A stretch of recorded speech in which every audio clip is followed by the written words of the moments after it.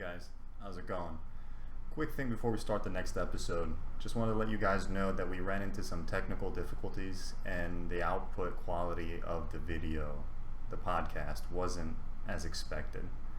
Hopefully next episodes it won't happen again.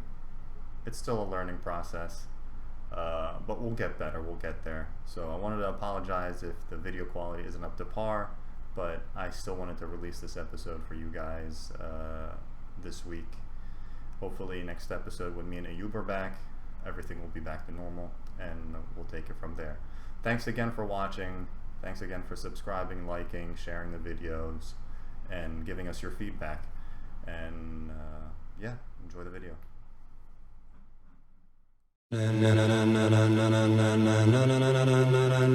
Ladies and gentlemen, ladies and gentlemen, are you ready? Are you ready? Get ready, no. 2, 1. We live? We're live? We live? We're live. How's it going, guys? This is episode 3, I believe, of Beards, Bites, and Bites. Is it though? Is it episode 4? Let's not get technical. It's episode 3 officially. You determine when you upload it. Yeah, we'll figure it out. We started off with like 0.9, 0.95, so. Okay, fair enough. Okay, I counted it like 4 numbers from the beginning. Well, you're a smart man. Too technical, bro. Too technical. Thank you. We're gonna have fun today.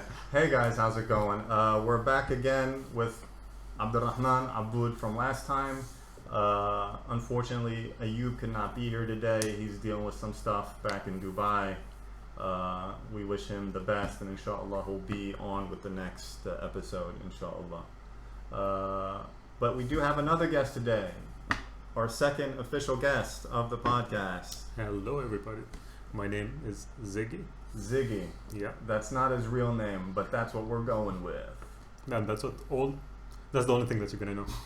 Yeah. Okay. It's on a need to know basis, but we're gonna put his name inside the Description box and the title. How did you come up with Ziggy?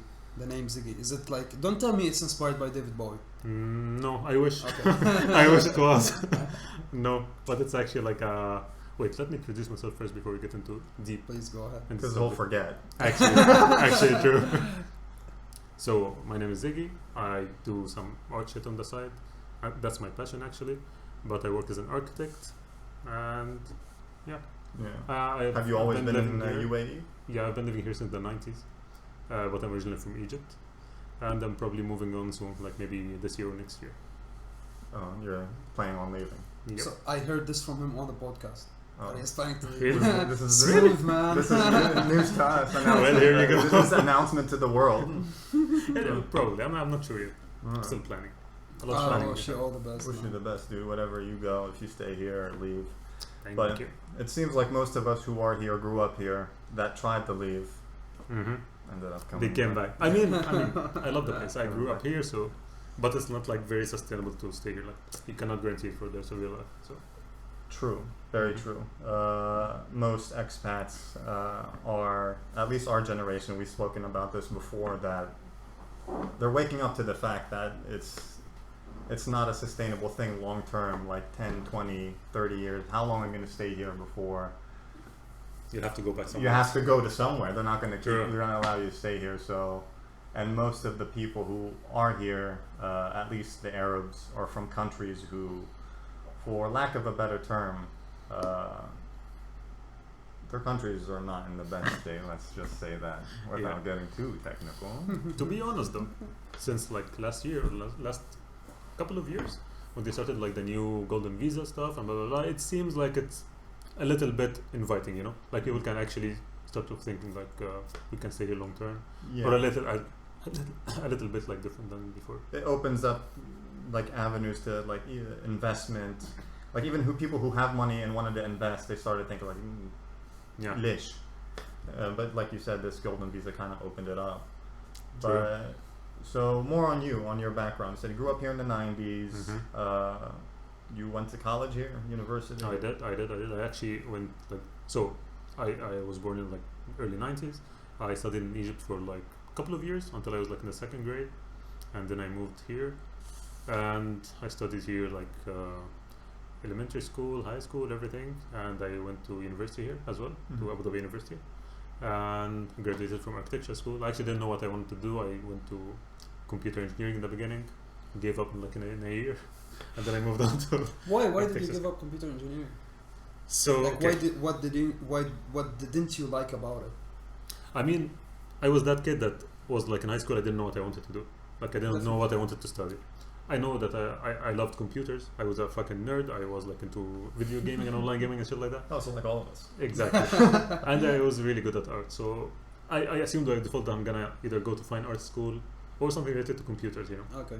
So when I graduated, I went to Egypt just to check like if I'm gonna be accepted in like any governmental university or whatever. They told me, well, you're talented and you got accepted in technical test, but your grades are not good enough to attend school in Cairo. You have to go to like the south, like near Sudan. I was like, fuck that shit, you know. Like I ain't about that life. Yeah, I mean, it's lovely there.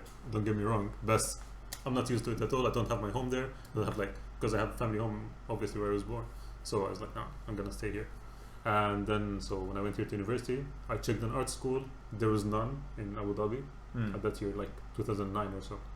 And so I was like, okay, next big thing. I love computers, so okay, let me go to computer engineering. I took the first year, and I really hated the math aspect of it. You know, I had a teacher in the high school that made me hate math, so I was like, okay, what is the next thing? Yeah, I was like, one of my friends was like, you love art and you want to be in engineering, so why not try architecture? It was not planned. I did not have any idea about like what do they study or whatever. So I went in. I stayed 5 years, and here we go. Well, I guess that's much better of a story or kind of like a path to your current like career than most people. Most people, they're like, I'm just gonna do this. Yeah. I'm just gonna be an engineer. I'm just gonna be a businessman. I'm just gonna study business, study finance, study accounting. Yeah. But yours is a more interesting path. I mean, don't get me wrong, it ended up for the best actually. Like I love architecture, like it's very, very, very like open branch because you have to study a little of everything about everything almost, you know, in order to, let's say you have a client who wants to build, I don't know, this restaurant, so you have to learn a little bit about functionality, how do people use it, and blah, blah, blah, all of this stuff. So it's very interesting. I actually continued and took my master's in sustainable architecture and stuff. Before we forget, back to how you asked me how did I get my name, right? My nickname? Yes. In the beginning. See. I can remember. You remember? Yeah. What are drinking? His prime characteristic is forgetting everything. That's his superpower. That's my curse. I want to call him Forget-Me-Not. So it was actually totally random. Like one day, I'm like 2005, my friend introduced me to an online game that I played for like the next 10 years or 15 years of my life. What was it? It was Tibia. Most people haven't heard of it. Tibia. That's a bone. Exactly. Exactly. That it was named after a bone, I guess. So it was like one of the first online games ever to exist. It started like in the 1997 or 98. Is it kind of like RuneScape? It is, but less cancerous, you know. Less. Yeah. Exactly. Less cancerous. It advanced a little bit. It has a better community, I assume. RuneScape for me is like too much, but this game was like one of the best games ever. C'est magnifique. Yeah, c'est magnifique. Like crème de lectame. You know, it was perfect. There we go. So calm down. You're getting too excited. Exactly. So I mean, when I opened the game first time, I was like, "What the fuck is this shit?" You know, it's pixel art. I was like, I didn't like it at all. I laughed at my friend for like half an hour, and he felt really bad. And then abuse. Yeah, exactly. After he left, I was bored. I was like, okay, let me open this shitty game to try it out. So you're that kind of guy. So. Yeah. Okay. I created a character. Actually, no, I did not create a character. I looked at it online on some YouTube videos. Next day, I told my friend, like, okay, I'll play your shitty game. Create me a character. How nice of you. Exactly. He's like, okay, what do I name it? And he was sitting down, like, playing the game already. And I saw one guy on the screen running around. It's called, like, Dark Zig or Dark Ziggy or something like that. I was like, okay, he's Dark Ziggy. I'm gonna be Fire Zig, you know. And then so you were unoriginal. But nobody exactly. But nobody knew about that. Okay, nobody knew about like this online game, like in real life. And I didn't tell people like I have an online game character. Yeah. But then like started people from the online game that I got to be friends with. They started like leaking inside my Facebook, you know, and like you know each other in real life, and they'd comment on your wall and blah blah blah. And then my friends in university saw like one girl commenting on my post like "Happy birthday, Ziggy" or something like that. So they teased me next day and started. Yeah. Oh, okay. And then it got stuck until now. So Ziggy was because you were, the origins is that you were a nerd. Yeah, You were an unoriginal nerd. an unoriginal nerd. It's Basic. okay, man. We were all were. I think Yeah. I had a. I We used all to play. still are. I used to play World of Warcraft, where I was drinking the mug of Mm-hmm. for the Alliance. Back in 2007, Okay. and I was playing for the Horde, and I started an undead rogue. And I was like, man, this is so awesome, and I'm gonna be edgy, a rogue, sitting around with daggers and knives. Yeah. And I called myself Dreadfather, like the most edgy, cringe. I was like in middle school. I was like, yeah, this sounds cool. I'm gonna kick some ass. We were all there. And now I look back and I open the character. I was like, what? Fuck myself. The Eric Cartman of World of Warcraft. Yeah. Basically. Oh my god. No, I do remember. Like, I think my second character was called like Dark Dragon of Dollar or something. Some weird shit.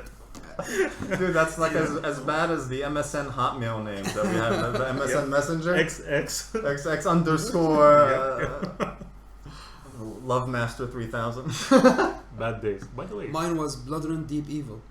Ah. So I've been suicidal all my life. MashaAllah. I'm not okay. though. It's I'm okay. not. Wait, is there a way to do a mic check Keep in it the flat middle out. of the recording? No, it's recording. There you go. Okay. Don't worry. Perfect. Otherwise, I'd be very depressed. Because you know when you use this port that wasn't working earlier for the camera, I was like, okay, maybe the mic is not We've gonna been work. trying to get this shit working for the past 45 minutes. Yep. Then just work by switching cables. That Exactly. Easy. That easy. Yeah. Before we go forward, actually, no. Tell us more before we segue into the next thing I wanted to talk about. Sure. What do I know? You said you like art. You're an artist. Mm-hmm. Tell us more. Tell us what happened with that, and why are you an architect, not an artist right now? It's a good Because answer. you're a really good artist, and I'm gonna Yes. show Thank you guys on screen right now some of his. He has 2 YouTube pages. YouTube. I really hope. No, this is gonna record. You mean Instagram pages? There we go. Instagram. I Oh, close apologize. enough. Yeah, it's on the internet. Yep. So this is his first. This is your first original art page on Instagram. The real Ziggy # follow Ziggy Designs and everything in between. Yep. So you are very, very impressive. Thank you, my friend. MashaAllah. Like I remember, I attended like a meet and greet with like an art group here in the UAE like 3 years ago or something. Yeah. And that was the first time I met you. And Was it actually? yeah, I think that was the first time. And Wow. you were like, yeah, I'm just gonna sketch whatever, 5 minutes, and then you come up with the Mona Lisa. I was like, I have a stick figure. Like this is pretty impressive stuff, and from what I understand, this is mostly done in like your free time, not even like at home. Like you could be sitting at lunch at work, Yeah. Doodles and shit. you're just doodling, Sure. and this is pretty impressive. Thank you. Like you guys should all check this out. And That is cool, man. and you picked up a side gig as like a Logo design. logo design, which is also pretty awesome. You designed this, Low Calories? Yeah. Did you see it around Abu Dhabi? Yeah, I have seen. So this is you. So you guys live in Abu Dhabi. I think if that you was my haven't seen first logo design ever. it. That's pretty awesome. Thank you. Oh, and now you joined the lo-fi Trend on Reddit. Yeah, so this is the Egyptian lo-fi girl. Yeah. One of my friends is like, That no. is really cool. A lot of Redditors are posting like about their own country, lo-fi girl. Why don't you do one about Egypt? I was like, probably not gonna do it, but let me just scribble a bit. And then like I got You scribbled a lot of it. yeah. I was First gonna started say, with sketch and then if this is scribbling, then I don't know what scribbling No, is. that's not scribbling. Don't get me wrong. I just started like. So I how many didn't- hours approximately did you spend on this? This, I think it was like from one day afternoon until night, and I worked it a little bit next day That is to fine tune it. impressive, man. Yeah. That's pretty awesome. That's pretty awesome for like. Because I just got my like what do you call it, drawing pad or like screen. It was like brand new, and that was like I think the first thing that I tried on it. MashaAllah is very awesome. Yeah. You should I mean, when I see this stuff, I'm not a drawer. The only thing that I can draw is like nudity. That was And- unexpected. And And like, I mean, when I see this stuff, I mean, okay, so just like, I'm interested in knowing the process. Do you get the idea first and then you start drawing, or like while you're drawing you start making up stuff? That's a good fucking question. But actually, it depends on drawing. Like, okay, when you go back to, can you go back to the original page? Oh, well. Oh, sure. too Yeah. late now. Oh, no, I'll go. Here we go. The original page. Yeah. Here you go. So the first 2 drawings, for example. All the way down. No, I mean the first one on the top. Oh, sorry. Yeah, like this kind of drawing that's like a lot of scribbling, a lot of details, a lot of ink. Like this, I don't think about it beforehand. Like this started literally me drawing the eye in the middle of the whole And just thing. go along with it. Yeah, and I was like, okay, let me draw a little bit of like the eyes actually into a building or whatever, and then got a frame. I was like, okay, let me put like a pyramid inside. I'm like, okay, what about like a fucking human spider carrying the entire thing on its back? Like it just happened. You It know? just flowed. Yeah, it And was that takes creativity, though. Yani, it's not. Yani, somebody who doesn't have that in their head, or the ability to like think of or imagine something like this, they wouldn't be able to do it. True. I don't like. I feel like the people are just do not imagine that it can result in anything. So if you just take a pencil right now and start like doing scribbles, and then you're like, okay, let me do a little bit of this. Like let me, I don't know, mirror it here. Let me rotate this here. Oh, this looks like this. I can add. Like if you actually do this, I think anybody will be able to go on with it. I mean, But, eventually you can teach yourself how to draw. Like you can take this microphone, and if you draw it enough times, you're gonna make it perfect. But the ability, I think, to like imagine a microphone that looks similar to this but not the same. Yeah. It takes a special type of like creative mind, I think. Like, yeah, anybody could draw, but can anybody imagine like a character design or this This hellish kind of stuff? stuff, yeah. There's a lot of stuff that you've deleted on here. Yeah, that's true. There's a lot, like, it was mind blowing, Thank you. to say the least. I've seen him like the first time we met. I was still fresh here, came from Malaysia, met Ayub, and then he called me up. He was like, "Come chill by Starbucks next to where you work in Hamdan I Street." remember, yeah. And you came along, and that's where we met. We went to Starbucks, we ordered some coffees, we sat down, and you started like drawing on your notebook, and I took a look, and I was like, God damn, that is so cool. Because the thing is, I like dark art, you know, like this kind of like what you just showed us on his Instagram page. This is, I love this because it's like very mind twisting, you know, you can look at it from different angles, and like as far as your imagination goes, you'll understand it. So when I looked at his notebook, I was like, whoa, dude. And then I just started going through the notebook, and I was like, man, there is some really impressive stuff that are not posted on Instagram. Yeah. So, And it makes me a bit sad that I do not see enough people like appreciating dark art, especially here around like where we live. Like, everyone wants to do trees and like I don't know motherfucking because it's not shit acceptable, like societal wise, it's not. بيقولوا شوها مضطرب الأخ. Yeah, Exactly. He's messed in the head. Which or is something. very, very, very sad. Which is the opposite. This guy's like a butterfly. This guy's like a cupcake, a walking teddy bear. True. Wallah. Yeah, He's yeah. like the furthest thing from a dark person. True. I mean, we tell dark jokes, but That's as far as it goes. that's as far as it goes. Otherwise, we're sunshine and rainbows. We are. Yeah, I mean, like I think. Clearly, كنا لابسين أسود. I'm wearing black by black, Oh, man. there you go. Yeah. God dang. I think like a couple of times I went to like art, what do you call it, galleries, the malls and stuff like that. I was like, is it okay to display this kind of art? It's like, no, sir, like you can't do this. Blah, blah, blah. Like, okay. Thanks, buds. Like, yeah, exactly. But that's the thing. You have a platform, or you had a platform on Instagram. How many followers? You have like over 10,000. I think like the highest amount of followers was like around 13K. Yeah, so it's not. That's not a small number. That is not. That's considered like you have enough to start selling your art, to start a career out of it, even if it's just small scale. Sorry to interrupt, but just one small thing. Like the thing is about dark art that it's very required in games. You know, like a lot of gaming companies, like AAA gaming companies, will buy dark arts out of just like people who do scribbles like you do, just out of passion, not out of a career. Not like a professional or career kind of thing. Yeah. And they would just like pay them to take the concept and create something out of this concept. You know. Yeah, like if you look at games like Dark Souls or Bloodborne, it's like amazing kind of style. Yeah, I mean that's right up your alley, which is again, which is why every time I see him, every time I see this guy, I was like, dude, you need to like forget about this architecture. You need to just full time. I mean, even if it's shitty the first few months or year, it'll get better. You already have so many followers. Your art is undeniably good. Follow your dreams, man. Like I could be like right now. If you just took it the next step, in my opinion, because it's so easy right now. Like, okay, you didn't have art school back in the day, 2009, all this other stuff. But now, literally, with the age of the internet, it's so easy to put yourself out there. And if you are unique, if you have something that's gonna stand out, you're gonna make it. Because people are just gonna flock to you if you have the correct like exposure.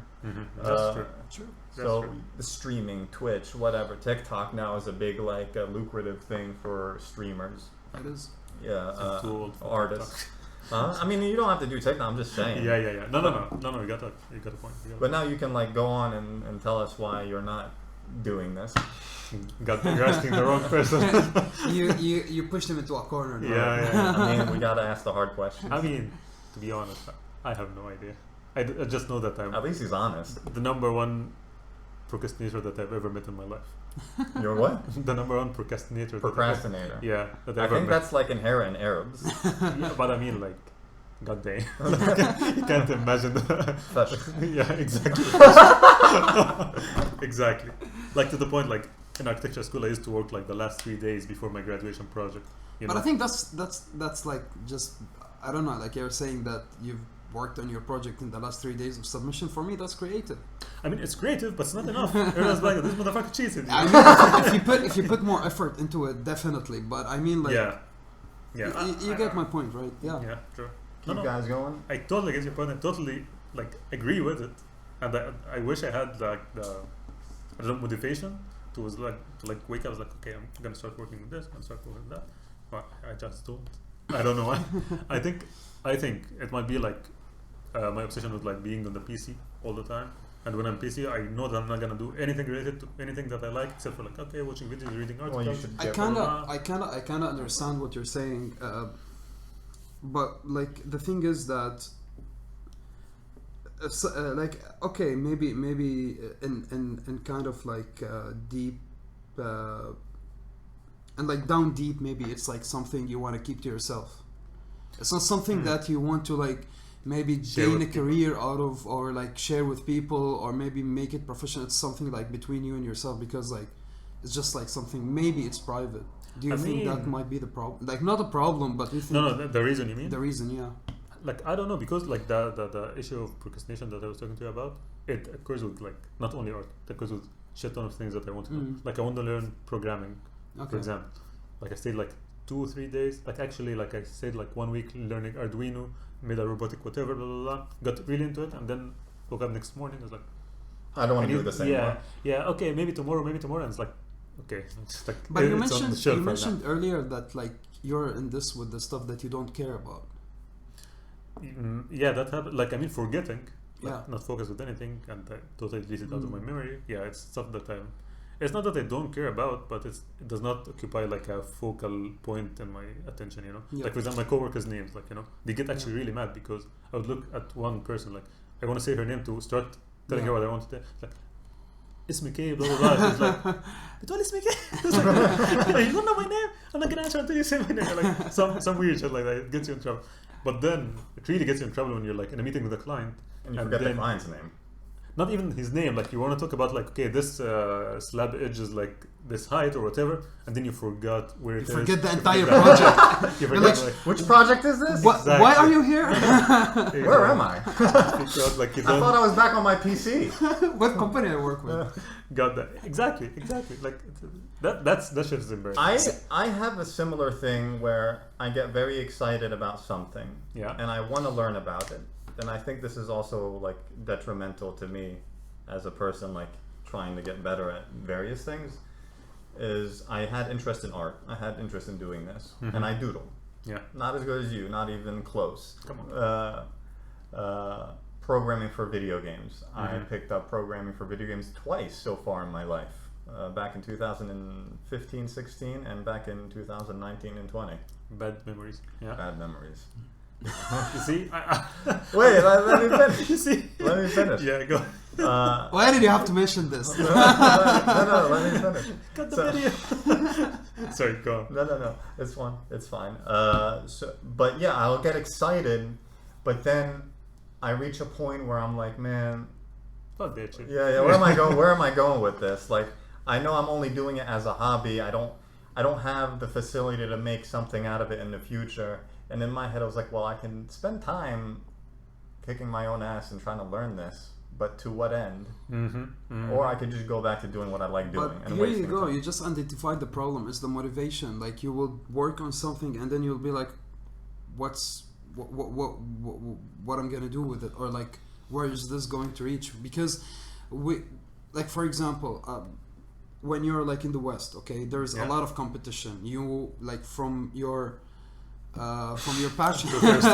I'm too thirsty. From your passion, you could literally create $1 billion business. But like, it's just like you're first of all, we're working like dead end jobs. The jobs that are consuming literally your entire day, your entire week. So like you come back home. Some of us 6 days a week, 10 Exactly. hour days. Yeah. So like I'll come back home at 8. I'll sleep at 10. Within these 2 hours, am I gonna work on something else that might not work? Yeah. No, the work culture in this country doesn't allow you to do anything if you're trying to like, if you're not already Established or rich or have like a comfortable position, then it Or doesn't if you allow don't find the right investor as well. Like you can find someone that can True. adapt you. Like I brought up the whole video game thing. It was two scenarios. This is two scenarios of the same, literally the same thing. Back in 2016, there was this company called Epic, which has the Unreal Engine, one of the most famous like video game engines, what they use to make video games. And they would just release it to the public. They're like, all right, people can use it for free. You don't need to pay us anything. The only thing you would pay us is that if you released a game, then if it reached over like $100,000, I forget the exact number, you would give us like 3% or 5% of sales after the 100,000. That's good ass market. That's Unity as well. The same thing. The same thing. Okay, so that was awesome. So a bunch of us some of us were like studying to be doctors. I just finished engineering. I was like interning in New York. So I was like, man, let's do this. And in America, even like medical students still had enough time to like go ahead and try to do this. Like they had enough time to dedicate to this hobby. But why? Huh? But how or why? Like how come they had the time and you didn't? I did. This is what happened. Literally, the same thing that happened this time happened then. Okay. There were like 5 of us on the team. And then in my head, I was like, I really want to do this. But I don't want to do it alone. I want to do it as a team. I had this in my head that it's going to be a thing. So we went in, first 2 weeks, talking, stuff like, I'm telling you, copy-paste of what happened in 2019-20. PTSD. Yeah, it really was. It really was. So we talked about it, and then we had the groundwork laid out. We started learning code. We started learning everything that would require us to move forward. And then slowly people were just like skipping out on meetings or not getting jobs done. And then suddenly they stopped talking about it until it was just me. And then I left it. And then 2019-20, it happened again. I'm sorry. With these two. And another. And Ayub, who's absent today. Which is, it's fine. It's like Abud said, like there's no time, and the motivation's not there. So once that fell apart, I lost motivation. So I think, but you stems from like you just stopped giving a shit. Like for me, I have one thing that I continued with, and that's that's الدش. صحة.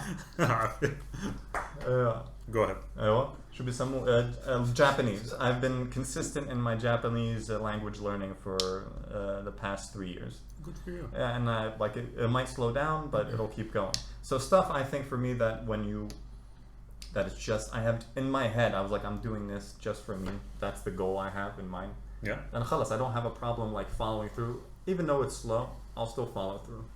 But when I have a plan in mind, I'm going to do this as a team with other people, and then everyone else starts to like lose motivation. That's when I kind of like lose out. That's the thing. Like real talk now, like from the heart. there's a lot of things I want to learn, a lot of things I want to do, but I feel like I don't want to, but like I want to, but at the same time, I don't want to. I don't know what's the reason. I don't know what, like in Malaysia, back in Malaysia, I was just like, okay, there's this new thing we gotta learn about. There's like, for example, AI, this new programming language. I want to learn more about Java. I want to learn more about this.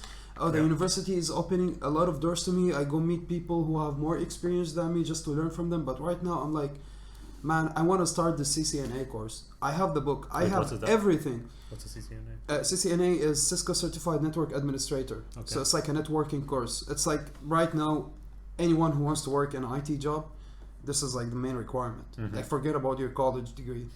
This is the main requirement. Couple of years of experiences, you'll start with a really good pay.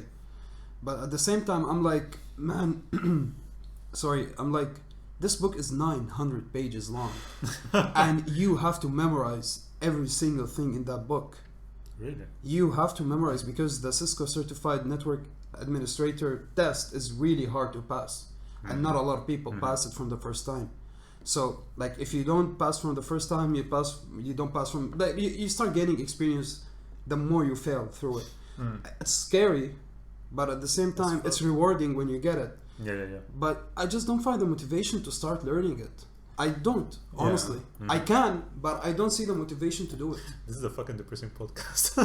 I mean, we're talking real talk, man. No. We don't want to sugarcoat, you know? I don't want to sugarcoat everything. I'm just like... No, true. Well, there's like a difference between like what he was talking about, or like the example I brought about like the video game design, which was kind of for shits and giggles. Like we wanted to do it because it was fun. Yeah.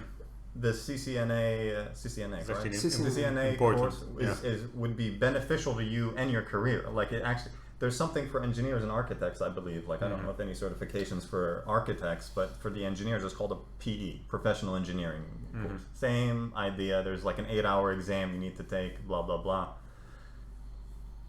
I can technically take it. I don't want to study. Same thing for you. Yeah. But it would benefit you, so that I believe that should be the motivation because it would actually help you in your career, get you them dollar bills, yo. I know, but at the same time, like, I don't think I'm I don't want to say I'm not getting a better career, but I think I'm gonna be stuck at this job that I'm doing for some time, and I don't think the CCNA is going to help me doing anything with the job I'm doing right now. But it wouldn't help you now, but would it help you in the future? Like. It's a 2-year certificate, so every 2 years you gotta renew it. But you have to take the test again every 2 years, or is there just like a refresher course? You have to take the test every 2 years. That's bananas. Yeah, it is. But we are not talking about still. This is the first one. This is So the Cisco courses: CCNA, CCNP, CCIE, CCAR. CCAR. It's only 10 people who has it in the world. Maybe 11. If you want to take it, one of these 11 you have to take his place. And mostly like the people who has the CCAR, they're like professors. 30, 40 years. Yeah, exactly, professors. So it's like really hard thing to take. And if you're not planning, like you can't just take the CCNA and say, okay, now I'm cool. You have to go through the CCNA, and then after 5 years of experience, you take the CCNP, and then so on. 10 years experience, CCIE. So the course itself is like, okay, I took the CCNA now. I found an IT job. But the thing is here, like IT companies or companies in general, they don't really care about CCNA or CCNP or whatever. So it wouldn't help you. If you don't have that, it wouldn't help you because I don't have experience in IT yet. If I'm a guy who have been like 5 years of experience in IT, I would definitely take it because I know it's gonna take me to the next level in my career. Gotcha. But if I'm just working in something that's not related even to CCNA or any networking or any IT kind of job, I'll be like, okay, so what's the But would you be able to work right now, start working something related to the topic where you gain experience that help you with the exam without having this initially? Don't I need to find a job that will... No, I mean, but let's say, can you actually find a job that's like related to the subject and let's accumulate some experience Definitely. for you? So, Indeed, man, definitely. If you're working like as system administrator, network administrator, application engineering, all these, it can help you. You can find one of these jobs without having this. You can. Definitely, Okay, definitely you can. And when you find this job, this will be the biggest motivation to take this certificate because it's going to just launch you through that career. Yeah. Because it's a similar situation with like architecture stuff. Like there's one software that I was working with called Revit. I'm not sure if you heard about it. Oh yeah, I know Revit. Yeah. So basically, I've been working with it like since day one of my job, and I'm really good at it right now. But I didn't take a Revit certified engineer or whatever architect. So like, I can take it right now, and I'm not gonna need to study shit for it. Like I already have all the technical experience for it. But like this certificate, if I want to check for the next job, it's gonna like push you a lot, you know. Yeah. Salary, Yeah. you're easier to find job, and blah blah blah. So I was thinking if it was the same, you don't have to have like that initial fear of like 900 pages and blah blah blah blah. You know, you can accumulate a lot of experience. You know what to do. Exactly. in terms, Exactly. like, Exactly. that. Yeah. Mhm. I want to ask you, Jawad. I've seen you guys drinking this sexy bottle, and can you explain a little bit? Where does this come from? See how beautiful this color is, man. So we were talking about people following their dreams and doing their own thing, going against the grain, which See, I it has some lemon in it. That's awesome. It does, man. It's minty fresh. We're talking about people following their dreams and doing their own thing, going against the grain, which I hope you one day will do. And you wake up and do your thing, man. Your talents are too like impressive to let go and waste. Thank you. In whatever company, a company which will remain unnamed. Yeah. It's like, ah! Speaking to you, motherfucker. So we have our first advertising gig on Beards, Bikes, and Bites. A local friend who I've known since grade school. He works in healthcare. I don't know if he wants me mentioning my name. You don't really need to know his name. All you need to know is that he started his own business with importing coffee beans and basically making all these different brews and drinks. And you can buy them directly from him on Instagram. They're It's very good looking, man. all handmade, all hand bottled. Robusta. Robusta.MA. Here's an empty one. It looks really nice. So they come in boxes. They were nice enough to drop off 2 boxes. They make coffee products and mojitos. And it would be beneficial just to show you guys rather than talk about it, honestly, because pictures speak louder than words. That is true. Very impressive. All handmade. Don't take mine. Hey, back off. Well, they can't see you bickering right now. So, really good prices, really impressive, really refreshing. We had about like 3 of these today, honestly. And right now to go we're out not having- because of this, like it's actually very impressive. Like, it actually tastes really good. It's really awesome. They were doubting. They're like, "What is this? It looks like shots. Are you shuhad munkar?" And it's. I mean, I told you before. I'm gonna say this again. Drinking this and then like, I wouldn't find it in my heart to just throw the bottle. Yeah. I'm gonna take That's all the actually empty true. bottles. I'm gonna take them home, and I'm just gonna put them in front of me because I mean, it's Abud is a advertising the really bottle. nice bottle. You can't just put it here, and walk in the street. Abud is in love with the bottles, not the really drink. awesome. No, the drink is really No, refreshing. it's What, really fucking you good. had like the Spanish latte earlier, I had the Spanish latte, and now I'm having this. the berry mojito. Yep. They have saffron, pistachio, and their signature robusta. Robusta, It's really, really, really good. really good. It's really recommended. He It's really already good. finished his. So you guys, like anybody who's watching, support local business. Get yourself some refreshing drinks. Support some people's dreams. Support people's dreams. That's the most Yes. important thing. Do And that.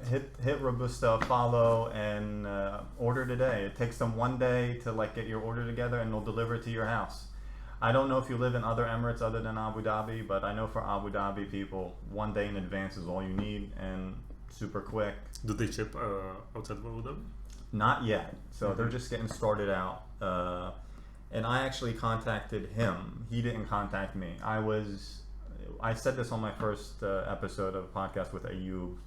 The same thing when we were talking about you. ما كنا بنشتمك. Okay. You immediately thought that you guys were talking He's like, shit. are you guys like still talking shit about me? I was like, no. Listen. But yeah, I reached out to him once I saw that he started his own business. In my first podcast, I was I made it a point to say that whenever I see people that I know that are going against the grain, that are doing the things that they want to do, the things that's other than what was like forced upon them by either society or their parents.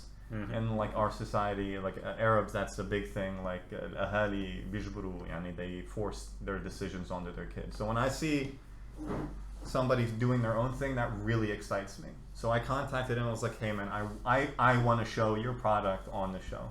I want to do what I can to get you exposure. So follow him. All right, enough of that. We can get back to It's never enough. let's segue back into you. Who? You. All right. Well, So what were you saying? again, like you went all we like we were here and then you went to Mars. Yeah, probably true. What's stopping you from, other than the motivation? Is there, what's stopping you from following your path to like going and, you know, Continuing with the art thing. continuing with the art? Yeah. To be honest, as well, a big major reason is I'm really bad at time organizing. Like, if you want me to put like a timetable for my day, like put a certain hours to this and to that, I'm shit at this. Okay, like the only thing that makes me do a certain task is like if I'm really pressured to do it, or if I really like it and I like have nothing else to do, you know. So But you really like art. I do like art, and actually when I start drawing and I start like hatching and blah blah blah, this kind of stuff, like it's very therapeutic. I can focus on it like for like 5 hours, 6 hours straight, non-stop, even though I have like a killer headache afterwards, but like it's totally worth it. But I'm one of these people, like if you focus on something, you can spend like I don't know, 7 hours straight doing the same thing, and then you're like, okay, you're turned off from it a little bit. Maybe you can return to it like in a couple of months, and then you know. But a question though, why are you setting time for it? What Why don't you spend like half an hour a day of something that you're enjoying really doing? Like, isn't that setting time? Like if you setting time, but you're talking about 7 hours, and that sounds like too much. Like thinking about doing something for 7 hours is totally exhausting. Whatever you're doing, of course. But if you're like saying, okay, I'm just gonna put like in half an hour on something that I'm really passionate about. Doesn't matter the reward. Don't think about the reward. Like, I'm just gonna put 30 minutes into something that I'm really into, rather than because if you put 7 hours into something, even if it's a passion, it's gonna turn into a job. You're gonna feel like I'm doing something. I feel like I'm working now. True. It's not that I don't want to. Like, I hear your opinion, and actually I think that's what I should be doing. But what actually happens is what I was describing earlier. You know. Like, I would focus on some. I think it's that, like, I don't know, lots of people have this. Like, they can focus on something for a really long time, and then afterwards, like, switching. Hey, Man, put the most one that we look cute in. we always you always look cute. we always cute, baby. God damn, that's the end of the podcast. Hey, hold up. Hey. All right. Back to. All right. So what were we saying? We were saying that you heard my opinion about like I mean I know that's what I should be doing, you know. Okay. Like I should like put a little bit of time, and it doesn't turn into like an obligation that's like so exhausting and blah blah. But like, for example, let's say you're starting in the middle of the drawing and you're like going into it and blah blah. Like if you're dividing your time in a way that's like, okay, I finish now, I start now, it doesn't work for me this way. Like, I think if I saw something I really liked, it, I was like really inspired by it, I would start to draw. Like, I'd start drawing some shit that is related or something that is similar, or like, you know what I feel, and then afterwards, and I would not stop until like this feeling is done. Yeah, like you drift throughout the process. Exactly. Like, okay, I started, like, for example, I had my personal Instagram page, like basically that page that has like 13k followers, was actually my personal Instagram. I have all my family there and blah blah blah. Okay. And then I used to upload like random sketches that I do like from time to time. And then I saw one Instagram artist, can't remember his name right now, but he used to do like this dark kind of drawings and stuff like that, and like his art like hit me like in the fucking like heart direct. And then I found myself like motivated for the next like 2-3 months to just create page, post every day. I mean, post like, I don't know, every some days, and like start drawing like hatching and like art, like dark art shit. And then when this feeling like just cooled down, I was like, okay, you know. I think it might be because you don't have an end goal. Like, you're doing it for in the moment. You're feeling that motivation. You're feeling that inspirational spark, But like you said, once it wears out, خلاص, you stop. You don't have an end goal. Yeah. And you don't have to be, in my opinion, like, yeah, you're on a schedule if you're in a like regular job. If you're from like a what they call a 9 to 5, you have to go to dawam, you gotta have lunch time, like you have a lot of time for lunch. You clock out and you go home. But you wouldn't be constricted by that 9 to 5, by that schedule, if you were your own boss. You're basically, as a freelancer or as an artist, you're your own boss. Yeah. Until you start taking commissions and stuff, then that would put you on a slight like deadline. But there would be nothing telling you need to wake up and have art from 7 a.m. to 10 a.m. for example. Which is the most scary thing to my kind of personality, If you do not have someone that's like, okay, do this, okay, do that, and pushing you to do something. Man, And then my own boss, that's like, that's my own fault, I mean, then my dude, you're a suit for the corporate world. That means you're someone's whipping boy, man. Basically. You're somebody's whipping boy. I'm sorry to say. God Don't dang be. My advice is don't be. I mean, I wish it was just that easy. But You just need to get a wife who kicks your ass. God damn, already have that. If you're listening, kick his ass. Shout out to the wife. Kick his ass. Don't do it. So, okay, so now like we spoke about the art, we spoke about the passion. Also, one last thing regarding like why it did cool down. At some point, I think I was getting too many followers too quickly. I was doing advertising. So it started to become overwhelming. Not that it's overwhelming, but it became like that every time you open your phone and you check your Instagram page, you're gonna find like 80 new notifications with like I don't know 60 followers and like I don't know how many likes and blah blah, blah. And then this shit gets into your head, like it's a dose of like I have to open my chat, and I didn't like that at all. Okay. Like I was like okay, I'm not doing a lot of art. I'm spending some money. It's not, by the way, like Instagram advertising. It can go from 1 dirham a day to 50,000 dirhams a day. You can't do that. That was my next question. I mean, the Instagram followers, they were like raw followers, like people actually saw your art and liked the page, or was it like you had to like go through advertisements, you had to go through influencers? I didn't go through any other page. Like the only thing I used for a while is like Instagram advertise, like the actual advertising itself. So you basically choose if you wanna like advertise a post or you wanna advertise like a story, and shit like that. Like, and it tells you like choose your target audience. You put some tags. You choose like the geolocation if you wanna add certain countries. You can remove certain countries, and then how many people that expected exposure per day, and based on that, it gives you the price. Exactly. Yeah. So it was like what I used to do, I did like advertising like maybe 9 times or so, and maybe it cost me like maybe 50 dirhams a time. So in the total, it's not that much. No, it's not. Yeah. But at the same time, like you do not find a lot of artists in that specific genre. Yeah, exactly. So the word spreads very quickly, and then I'm one of these people who actually did not have a smartphone until I needed to get one for work. Because I don't like that, like okay, I'm now on my phone checking I don't know notifications and shit. I don't like that shit. So you don't spend much on your smartphone anyway? Generally, on social media. And social media and shit like that. So I was trying to stay away from it until I started working, and then like people actually send like shit by WhatsApp, and like you have to check it. So sadly, I got one. And then I noticed why it gets addicted, because like that shit gets to your head. Like you're used to open and like used to have, and then one day you open and then you have like only 10 followers. Like what the fuck is this shit? 10 followers a minute. Get depressed.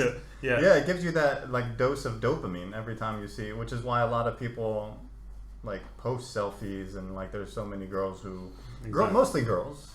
Let's be real.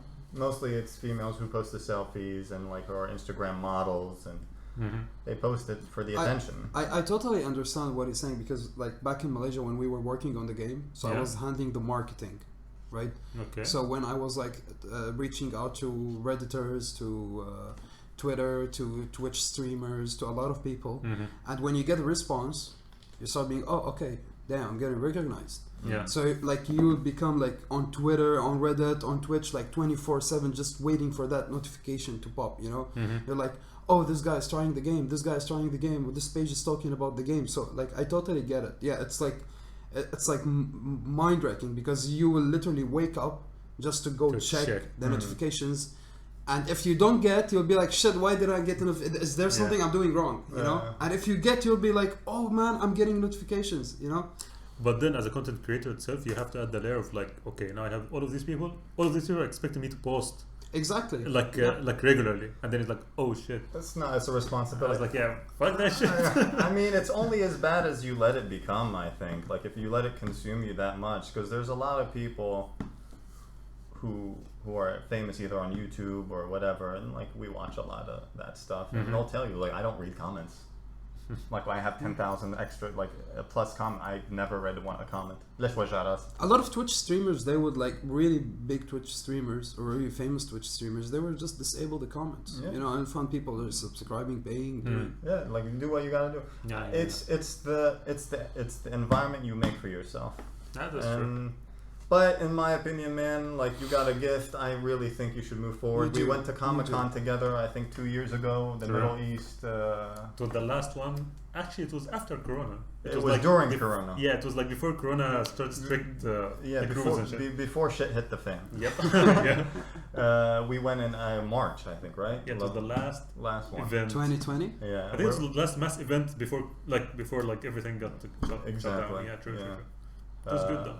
It was really good, and I was like, man, next year I want to see you here. Yeah. I told them, I was like, next year I want to see you in a booth. I want to see a corner. Yeah. Booths for artists and stuff. And then we started the video game. I was like, next year, guys, we're gonna have a booth here. I remember that talk. And they were like, yeah, fuck yeah, fuck yeah, man. That's the first week. And then like the next week, crickets. Oh my god, man. Also, Ziggy, you're big into crypto. Yep. You're a crypto fanatic. Tell us. Hey, I wouldn't call it fanatic. You're a fanatic. God damn. You're like, oh, Cardano went up 10 points today. So what do you use? For me, I'm always like checking on CoinDesk. Wait, before we get into too many details, for people who do not know about crypto. Tell them what crypto is. Please go ahead. Wait, hold up, I was telling you. I know what crypto is. You're telling me what crypto is? You're telling your audience what crypto You is. just look at the cam and explain what crypto is. I'm telling you, I know about crypto. You're the guest. You speak. You got me there. Fahimhum. So basically, if you're not a technical person, cryptocurrencies are like basically digital money, digital assets. But instead of you having the paper notes that you just keep printing forever and there's like an unlimited supply for them, no, this shit is limited. So let's say the closest example in real life would be having like a gold ingots and shit. So you have like a theoretically a limited amount of gold in the bottom of the earth or whatever, and it's gonna be mined out, and this limits the supply, so the price always appreciates. So, but gold is really, really hard to divide in small like currencies or whatever to be used in real life. Really hard to transport. The security aspect is very complicated. So instead of having, like I think it was during 2008, financial crisis shit, that this idea. That's when half of Dubai moved to Abu Dhabi. Yeah, exactly. The creator of this of like the first cryptocurrency, Satoshi Nakamoto, started developing this idea because like everything was falling down and the banks were like Corona, were printing like shit ton of money, blah blah, to save themselves, and he's like, we can't have this shit anymore. Like this shit is disastrous and it's like controlled by an unethical group of people or whatever. And if you guys like read about like how the paper notes came into existence and like it was tied to gold supply before and then or like gold holdings of every country, and what happened afterwards it tied to the petrodollar and then to the dollar, and then like basically now the US can print whatever. So they decided to create like a digital asset. The price appreciates over time when it gets like a big scale, like used by a lot of people. That's basically Bitcoin. It started Bitcoin was like the first cryptocurrency, I think. First crypto, yeah. And then like the people developed like shit ton of crypto. Like now there's like thousands upon thousands. Yeah, if you go on, I use what's it called?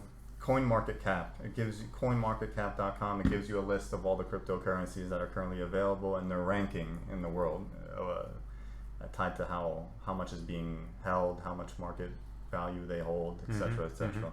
So number one since day one has been Bitcoin.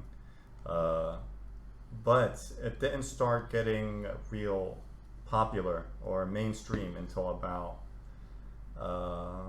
2000, end of 2015, 2016, when it first bumped up. So before, crypto used to be, you guys know, crypto used to be For nerds. for like computer nerds who was like, oh, this is a neat little thing that we're using. Internet money, drug deal. Black market and all this other stuff. Like people would use Bitcoin as like an anonymous source of currency to buy and sell stuff. It was a big problem, but now it's become mainstream, and it was worth nothing. It was like worth cents. I think at the beginning in 2009, 2010, somebody used, I forget how many Bitcoins. 100,000 Bitcoins to buy a pizza. Yeah. To buy a pizza. And then now... That was the first real life purchase. Yeah, first real life. It was used to buy a pizza. Now there's a Twitter account saying how much that pizza is worth in today's Bitcoin. And every day it tweets out, here, I'll pull it up. It's hilarious. Let's go here. It's called Bitcoin Pizza. I don't have a Twitter. I mean, it's gonna show up anyways. Yeah. It's hilarious. Here, let me just transfer the screen. There we go. On the 22nd of May, 2010, Laszlo, I can't even say that, bought a pizza for 10,000 Bitcoins. This is the current USD value of that pizza, hashtag Bitcoin. And every day it tweets out. Today it's the pizza is worth 475,580. Nah, homie. 4,000. I can't. There's too many numbers. 5 million. 475 million. Yeah, $500 million for that. Wow. Down 3% from yesterday. The most thing that I remember, it was like when Bitcoin first started to get noticed. Yeah. There was a guy with like a big sign in New York. So he's holding the sign and he's like, buy Bitcoin now, stop the banks and stuff. And he's like holding, it's like, I don't remember exactly how much the value was of the Bitcoin, but then later, I'm not sure. Yeah. It was maybe less than $1. And then later on, this guy, right now he has billions of dollars, man. And he's like, you see what I was talking about? It's called Bitcoin billionaires. And everyone on the street was like, just throwing shit at him, get lost, throwing slurs, just like cursing him. And he was like, oh, don't listen to these fuckers, buy Bitcoins. And right now he has billions of dollars. The Passion of Christ. The Passion of Christ. Yeah, God. He's drinking with his pinky out. One really important aspect that we forgot to mention is decentralization. So when they created this project, they did not want a certain centralized entity to control it as like government per se. So basically, like they created like a whole technical system in order to every person who can mine or like produce these coins will have a copy of of all the records of transactions that happen everywhere else in the world. And there's a network, like a peer-to-peer, like person-to-person network that produces this shit. So there's no single point of failure, you know, and there's no single entity that takes, theoretically speaking, that takes decision for the network, like everything with voting, everything. It's anonymous. Exactly. People don't know what's going on. As long as there's actors, computers, people connected to the network, there'll always be Bitcoin moving around. As long as there is internet. Exactly. Basically. Which that's not going anywhere. And that brings up another thing. Whenever you hear on the news, oh, this government's thinking about banning Bitcoin. Yeah. They can't ban Bitcoin. Happen, homie. They can't do anything. Literally, they could say, oh, you're not allowed to deal in Bitcoin, but like Ziggy just said, it's decentralized, it's anonymous. There's no way to know if you have like a private wallet on your PC or on the network. Like, they can't tell you that, oh, this is Abud's Bitcoin wallet, oh, this is Ziggy's Bitcoin. It's just garbled numbers, and it's not tied to anything or anyone. It's basically like they're trying to ban pornography. It's like, think of it when I wanted to understand Bitcoin or cryptocurrency in general, I thought of it as torrents. Who doesn't use torrents? Everyone uses torrents, right? So you upload a movie, right? I download this movie, so I started seeding. Yeah. Jawad downloads this movie, he started seeding. The more people sees that movie, the faster it gets. Yeah. The more spread. Right? Exactly. The more it spreads. Yeah. So that's basically Bitcoin. As long as people are seeding, people are using it, peer-to-peer connection. Yeah. It's just between you and me. There is no, for example, Blockbuster, where you go and you buy a physical copy. Yeah, yeah. Exactly. So Exactly. think about Blockbuster as the government, and they have all the movies, but people are using the torrents, but it's between people. Nothing has to do. There is no any Centralized. Yeah, it's not entity, centralized. There is no any money or anything going to these people. It's all between the people who are dealing with this cryptocurrency. Exactly. Exactly. And what, like you, I initially in 2000, and when we said like it first became mainstream in 2015, 16, that's when I first got in. I got in slightly. I had like money in stocks in the States. I didn't know that much. I just put it in like a mutual fund, which had like a diversified number of stocks. And I kept it in there. Stocks only, because bonds had riba, and I was like, I ain't about that life, so took it out. Fuck that shit. And like in like 2 years, I made $150. Like, man, this is bullshit. $150, I'd go to China. Yeah. Fuck that shit. I'm dead. So, and that's when my friend was like, crypto, dude. I was like, fuck it. Like, what do I have to lose? You have to thank that dude. I do every day. Whenever, well, not every day. Whenever I talk to him, Yeah. it was a learning experience. I'll tell you about it more during the story. Yeah. But I immediately tripled the amount of money I made. Not immediately, like within the first few weeks, because I caught the wave at the beginning.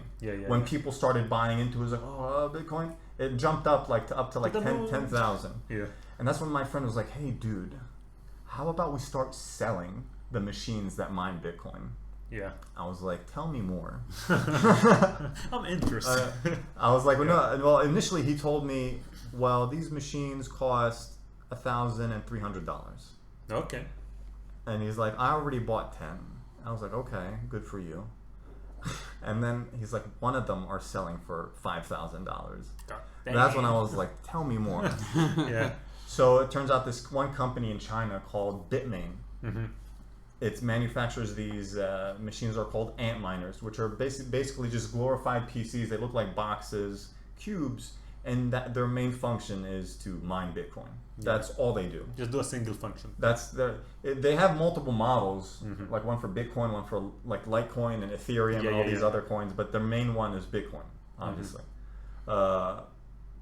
So the only way to get these from China is to go on their website, and they're always sold out. Like they're always sold out because they have all these mining farms, people who are like buying all these machines to put them and just like make Like money. hundreds and hundreds of machines. Yeah, it's crazy. It's like something out of like a science fiction movie. So whenever you want to place an order, they're like, okay, we don't have it in stock now, but we'll have some 4 months later. So you can place your order now for 4 months later to maybe get some. Got the pre-order shots. Yeah, pre-order for like, and then there was no guarantee you would get them. God dang. So I had all my money, and the catch is they would only take payment either in wire transfer from the bank in US dollars or payment in Bitcoin. That's dodgy. Yeah. Yeah. Back in the days, that was like very weird. Yeah. So I didn't have the money cash with me to wire transfer, and I was here. I was in the UAE. Okay. And like the wire had to come from a bank in the US. They wouldn't accept from anywhere else in the world. So I didn't have cash with me in any of the banks in the US. So what I did have cryptocurrency. So what I did from here, which is awesome. This is an awesome thing about crypto. From the UAE, I was able to transfer all my cryptocurrency to Bitcoin, send my Bitcoin to China. They processed the payment. The payment got lost. Like there was a connection error and I lost connection. So there was like 3 days that I thought I lost around like $30,000. God dang. And Yeah. Hey, With noodles. yeah. I Yeah, placed an order dang. for 20 machines. That money came from that initial investment where I caught the wave. Yeah. So those machines eventually came to the US. In the meantime, I had set up a shop on eBay or something or whatever. Yeah. Ended up selling all 20 before they even got there. And I made a lot of money. You sold them here in the UAE? No, from here. I was here just directing stuff on the computer Yeah. from the US. I made a lot of money, And I was like, yeah. And my friend was like, kept buying more machines. He just kept buying like 10, 20, 50. I was like, So you're basically a middleman from China to the US. yeah, basically. Okay. That's very good. Yeah, so I never saw the machines. So you don't have to deal with shitty customers and shit. Exactly. Yeah. I didn't have to do anything. Wow, man. Yeah. What happened was, because crypto was new, because the banks and all these institutions didn't know how to handle it, I received my payment through PayPal, which you sometimes do Yeah. for commissions. So immediately PayPal saw this windfall of money. It was like, this motherfucker didn't have $200 before in his life. Now he just has like tens of thousands of dollars rolling in. They're like, they locked my account. God. They're like, this is فكروني غسيل أموال. Yeah. And you are dealing with the Chinese. I was dealing with Chinese. They're like, where's Like this that. money come from? I was like, it's from eBay. You can see. He's doing from between China and USA, and he's in Dubai. Like Yeah, that's exactly. most fishy shit So ever. fishy. So what happened was, I had planned on using that money I got. I just wanted to do it once. I just wanted to get that money Yeah. and reinvest it and just forget about it. خلاص. عملت التجربة kind of like the trial run. I was like, this is too much to deal with. If I was in America, it would be one thing for me to handle everything, but I had to like have people over there shipping to individual customers. It was an entire thing. I was like, this is too much of a headache. Yeah. I'm not doing this. So I'm just going to reinvest and forget about it. They locked my money in my account for around 1 month.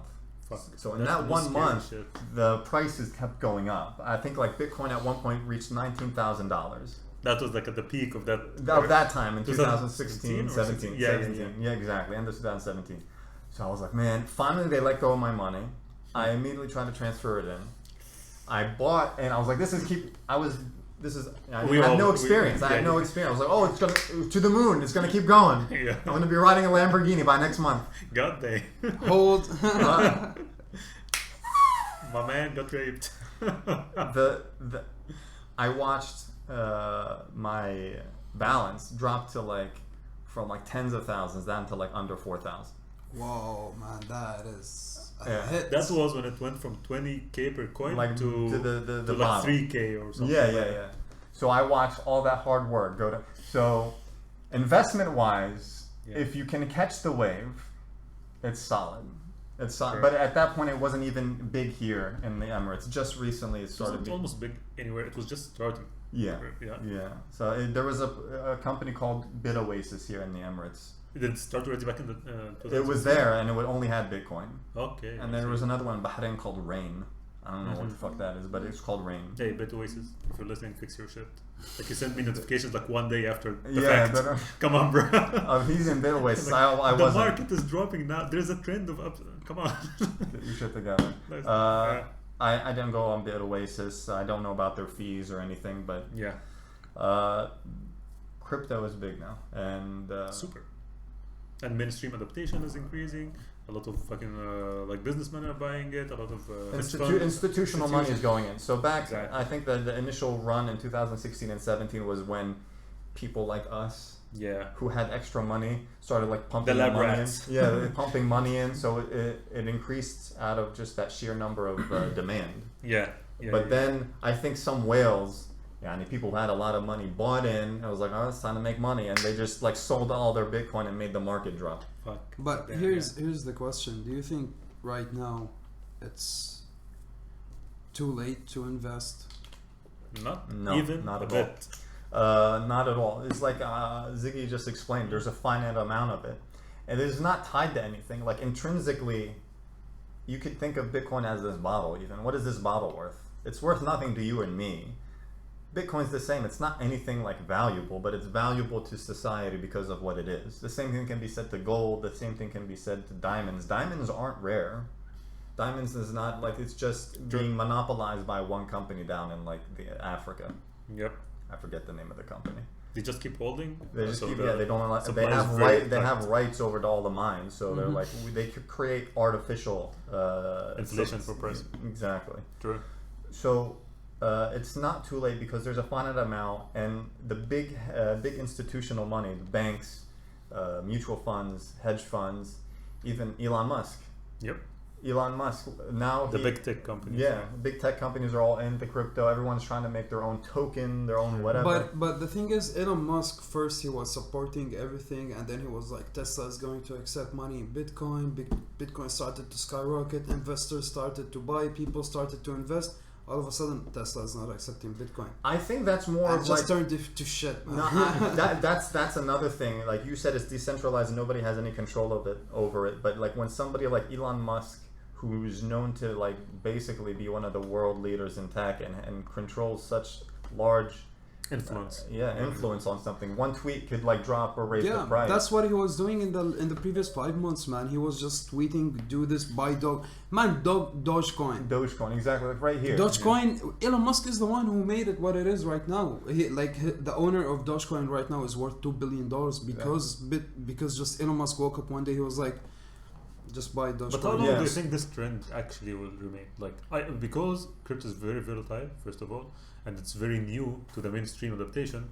I think this will not have effect any longer. Like now, Elon Musk can actually here, spam on Twitter, and it's not gonna be as effective as he did in the beginning. Not Definitely, initially, definitely. But he didn't say, like he said Tesla wasn't accepting Bitcoin anymore, but they never sold their shares, because when he said that Tesla had bought I forget how much, how many, he bought a shit ton of Bitcoin.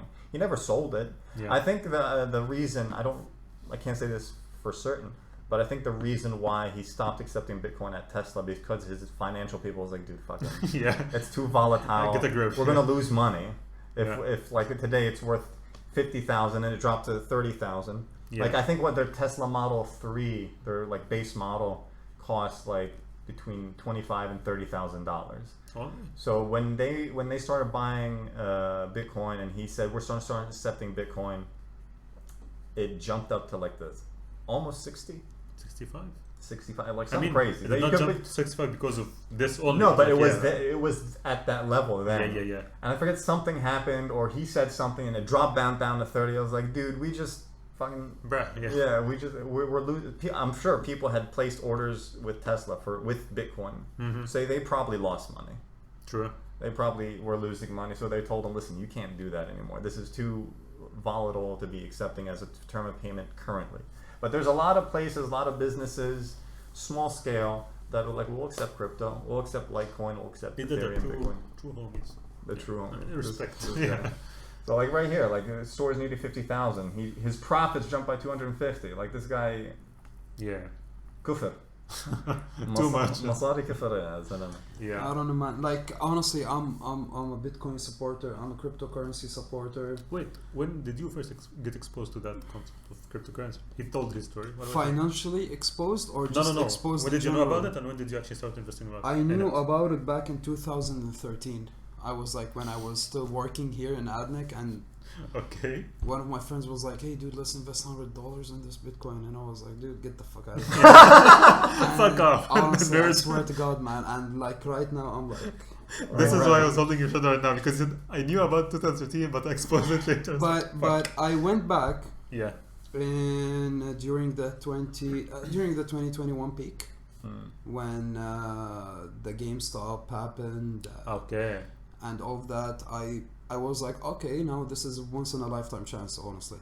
Well, this is once in a lifetime. So I invested a bit of money. I got a good return. I get a good return, and I actually did something good with this return. That's good. Help like the family, help some people. I saw it. It was rewarding. I wish I had more money to invest, because definitely if I had, because I went all in.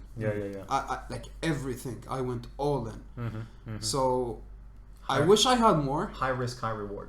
That's true. I wish I had more, because like right now this is not gonna happen again. I know. I believe it will, but I know what you mean. Maybe it will, but like, let's think about it. I mean, if you're talking about the same scenario as GameStop, it's not gonna happen again.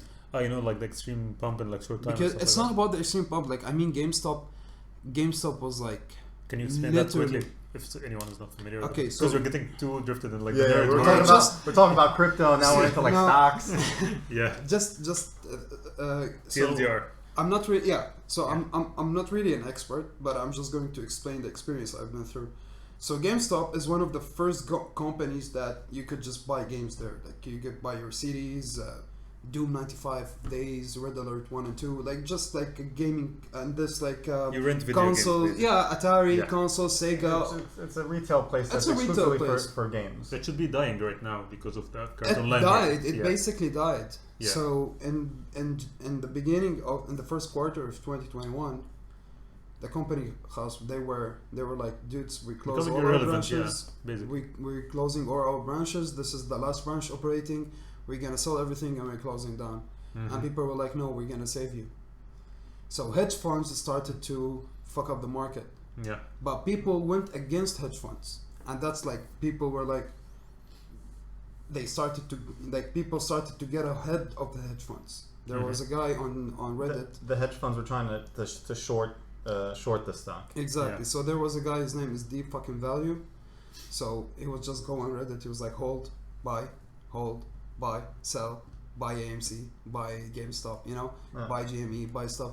So I was basically just like reading what this guy is doing, reading his research, going to YouTube, because he's a really smart guy. He was called into Congress. Yeah. How did you know about this? Where did you come They thought up it was insider trading. Yeah, they Yeah. thought it was like they thought that he had information. They thought, but Which is illegal, yeah. he was like just studying the market straight up, you know. Mm. So GameStop was saved. There was talks that they are going to bring Elon Musk as a CEO, but then it's not yet, like Elon Musk won't get involved in this. Yeah, yeah. So the CEO is a friend of Elon Musk, so they started working together on bringing up the stocks, and they went against the hedge funds through the people, through cryptocurrency. Yeah. So can you tell them how much did it go up? Like the stock for like the GameStop company? Like I think it went up like how many It started how many it folds? started in the The- single digits, and then it went up to 350 Really, here you go. Yeah. Per Just fucking per crazy. stock, per share. Yeah. per share, Yeah. and like when it was like less than $1. Yeah, yeah. People single bought digits. like 100 shares, 300 shares, 400 shares, you It know. was life changing. Exactly. And the company, and now people right now are buying from GameStop more than ever. People are just like going to GameStop and they're buying with that money that they gained. So this made you realize the power of the people and the effect of the internet people. It made me realize If they when believe in a people put their hands together into something, what could happen. Exactly. You know, Exactly. because I literally saw this guy Deep Fucking Value just writing on the subreddit, just saying, hold, Yeah. don't buy, don't sell.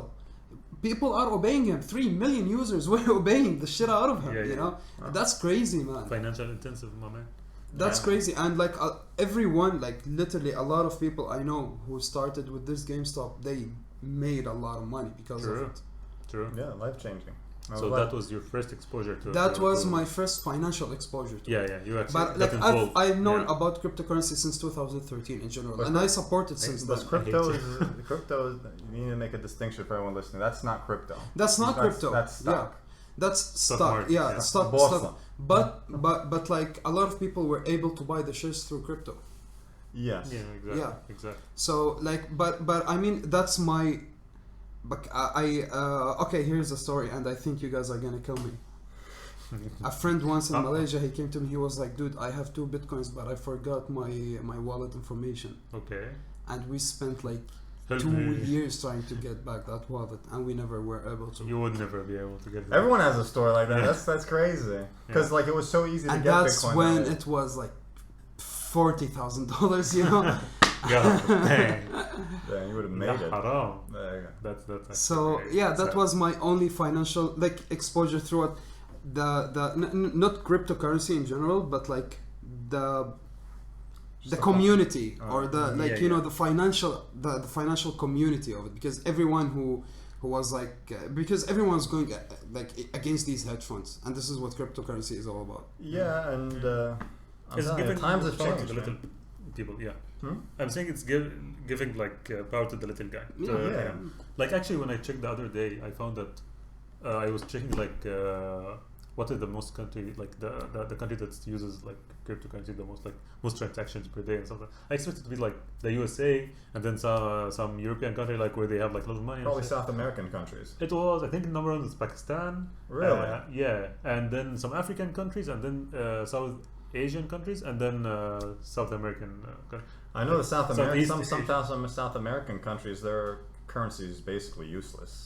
Yes, but the number one Venezuela. reason it turns So they'll probably Yeah. using that as a proxy. currency. the number Venezuela, one reason is there's- like unbanked people. Like people do not have bank accounts and they cannot thus move money like to their families if they're working back home and blah blah blah. So that was the number one reason that they actually use cryptocurrency, because you actually can create like your account. You just need a smartphone and internet connection, and that's it. You know? There was before that in Malaysia. Actually, I had exposure to cryptocurrency in general. So there was a company they used to sell this energy related coin. It's a coin where you buy it, you are contributing to, less fossil fuels and this more green energy, harvesting electricity, harvesting wind energy. So when you buy the cryptocurrency from them, these companies are actually putting money into this. Okay. And their value, it was like when I first went in, I went into it like $1,000. So $1,000 got me around 100 a month for 2 years. So It's not bad at all. yeah, so like around I was making of it, like from selling the cryptocurrency that I bought from this company, I was making around $200 a month for 2 years, straight years. That's really good. Pretty awesome. That was like my only cryptocurrency exposure. But then turned out to be multi-level marketing, so I was like, fuck that shit. In short, invest your money. Don't sit on your ass. That's like the best advice. But don't do what this guy did and go all in. It's I mean, it worked out for him, alhamdulillah, yani. But high risk, high reward. Don't invest any money that you're not willing to lose. Exactly. That's the only advice I would get. That's where my MBA money went. My degree can tell you. And in case you actually invested in anything and then the price went down, but you believe in the project and you know the project is solid, don't sell on like a low price. Wait, and it's gonna come back. It depends on your strategy. Yeah, if you're short term Yeah, I mean, versus don't long panic. term. Don't panic. Exactly. Yeah.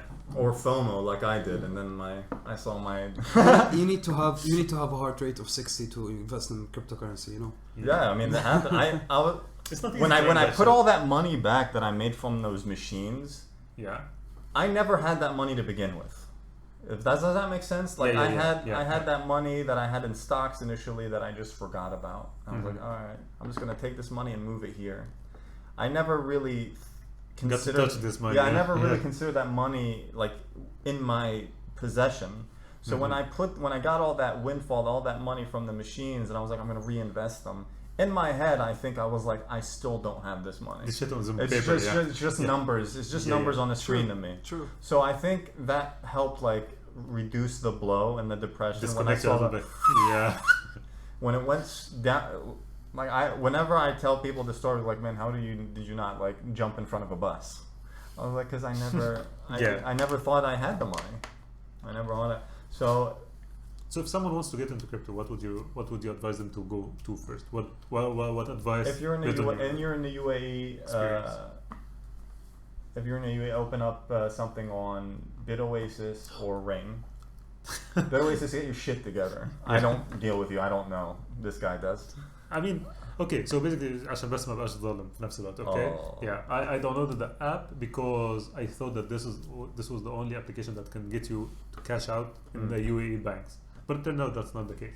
And for example, if I want to cash out directly, like let's say I made some profit, I want to cash it out. When he means cash out, he means like take his crypto and turn it back into dirhams, dirhams, money, dollars, Exactly. whatever. It's like, okay, this shit is gonna be like, you need a confirmation process for your identity and blah blah blah, and then it needs like 2 weeks or like 14 working days or some shit. That's BS. I was like, fuck that shit, So I used like the most famous application, which is Binance, and they just did that peer-to-peer transaction, which is like, let's say Jawad has a sell offer or like a buy offer, and I have some crypto. I was like, yo, what's up? I'm gonna send you this, and then he sends me directly to my bank account, which takes like a couple of hours because the bank confirmation.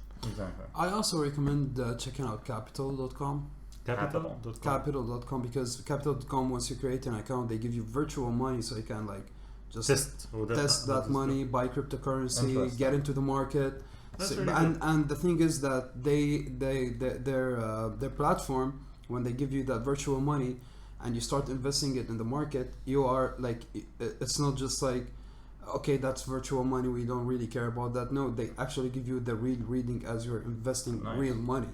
So they give you like upon opening the account, they give you like $1,000, and then you start investing it, and then like for example, you made $10,000. Let's say just a number. Theoretical dollars. Yeah, theoretical dollars. 10,000 theoretical dollars. You're actually like it's virtual, but that's actually real, like real numbers. Yeah, yeah. You know, Yeah. so Yeah, yeah. I also recommend using Capital.com. That's It's a really really good- good. Training That's wheels. Yeah. But Capital.com, it's a little bit. Crypto.com. Yeah, that's actually the first one I started with. Yeah, it's but they have a little bit of restrictions Mhm. because they are really secured network. Mm.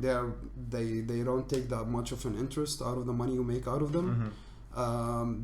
There are some shares or like there are some shares that you can't buy because like of just country restrictions. Yeah, You have to be in the US. There's some stuff that you need to go through a broker, but overall, like if you just want to fuck around with cryptocurrency, it's a really good Just a place. train. Yeah, that's good. That's another thing. Don't. This is not financial advice. I have to say. It's that. not. Is but it though? but don't go into anything if you don't know about it. Like educate yourself. Read. True. Don't go into any like shitty coins or something that you've heard about from a friend of a friend. Like if you want like to get into crypto, it's volatile. It goes up and down real quick. But Bitcoin, Ethereum, Litecoin, those are the safest Like read the ones. top projects. Always invest in a project that makes sense and has an actually real life value. Like for example, Dogecoin, this kind of shit. Like that shit is meme coin. You know, like it just gets its value from like people tweeting about it, people talking about it.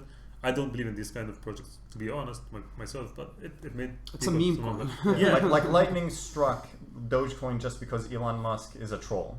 He Exactly. trolled onto. That's the only reason it made money. Like Exactly. good for people who made money. God bless them. But that's like trading Pokemon cards. Let's say the company decided tomorrow that they're gonna print 1,000 of this specific One- card. the one Your card is gonna Charizard, be yeah. worthless. Yeah, exactly. Like it's just a value that from like the people give it to it without any functionality. If it disappears tomorrow from the world, no one is gonna have a problem living without it. Yeah, On the but other hand, like Ethereum, for example, yeah. these projects have real life applications. They make life easier. They like as if cars disappear tomorrow, that shit has value. You know. There's a technology going behind them, which you Exactly. need to read about. Exactly. There's a platform. There's an entire team that you need to read about because every single, like for example, Cardano. Mhm. Every time they release an update, it's a legit update. You read about it. You read about new technology, new platform. It's crazy. And there's this thing actually. Maybe this is a little bit out of subject, Mhm. but there's like on Reddit. I saw a video once of a mining farm. I think it was in Antarctica. Dang. that's cooling itself. You Yeah. don't have to worry about heating. Sustainable. So it's a huge mining farm. At the same time, the power from the mining farm, they are mining natural gas.